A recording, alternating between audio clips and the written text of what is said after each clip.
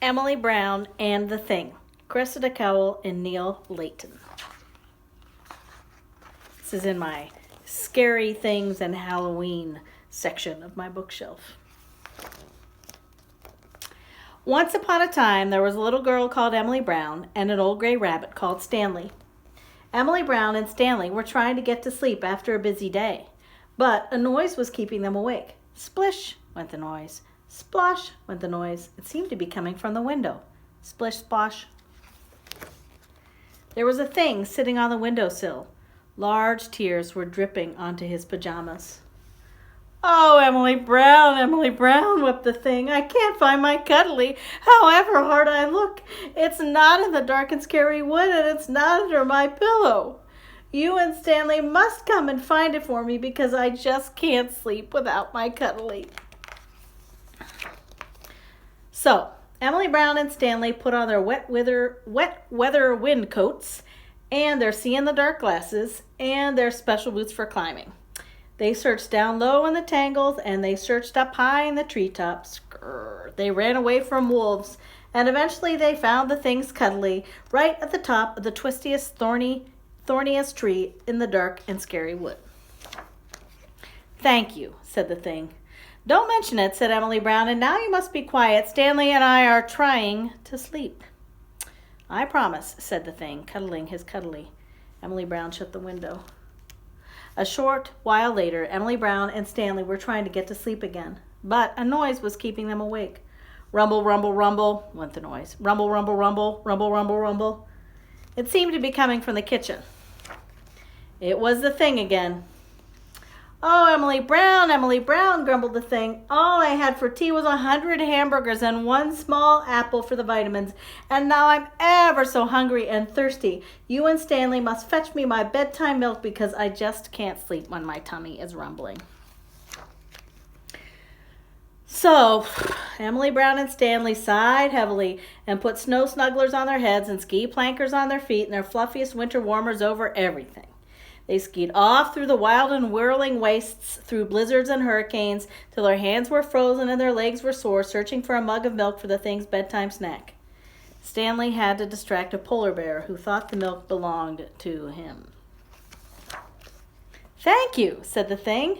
"Don't mention it," said Emily Brown, "and now you must be quiet. Stanley and I are trying to sleep." "I promise," said the thing, dropping most of his milk over his pajama top. Emily Brown shut the refrigerator door. 5 minutes later, Emily Brown and Stanley were still trying to get to sleep, but a noise was keeping them awake. "Cough, cough, cough, cough, cough," said the noise. "Cough, cough, cough, cough, cough, cough, cough." It seemed to be coming from the cellar door under the stairs. "I hope it's not that thing again," said Emily crossly. It was the thing. "Oh, Emily Brown," coughed the thing. "I'm feeling very poorly. I need my special green medicine. You and Stanley must fetch it for me from the whiny Witchard's cavern down under these stairs because I just can't sleep when my throat is tickly."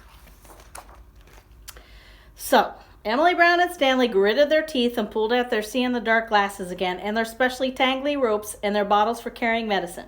They crept through the twisty-turny witches' caverns down the stairs and they put their hands on cobwebs and they bumped into bats. They had to tell the whiny witches lots and lots of stories in return for the medicine. "Thank you," said the thing.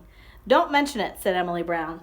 "And now you really, really, really do have to be quiet. Stanley and I are trying to sleep." Emily Brown had hardly even shut her eyes when the noise started again. Scratch, scratch, scratch went the noise. It seemed to be coming from under the bed. It was that thing again. "I've got this very itchy leg," began the thing. But this time, Emily Brown had had enough. "Stop," shouted Emily Brown. "I've had enough. We've rescued your cuddly from the dark and scary woods. We've fetched your milk from the wild and whirling wastes. We've borrowed your medicine from the weird and whiny witches. Stanley and I are exhausted. There's nothing wrong with your leg. What's really the matter?" 2 large tears crept down the thing's cheeks and onto his furry chest. "I'm scared," said the thing. "Oh, so that's been the problem," said Emily Brown, drying his tears and handing him his cuddly again. "What are you scared of?" "Oh, I don't know. Things," said the thing. "But you are a thing," said Emily Brown. "Am Why, said the thing in surprise. I wondered what I was. You're definitely a thing, said Emily Brown, tucking him in tightly and putting his hot water bottle underneath his hairy legs. Am I scary? Asked the thing. You're not at all scary, said Emily Brown. You're a very nice thing, and when Stanley and I are trying to get to sleep, we always find that it helps to think of nice things. Maybe you should try doing that yourself.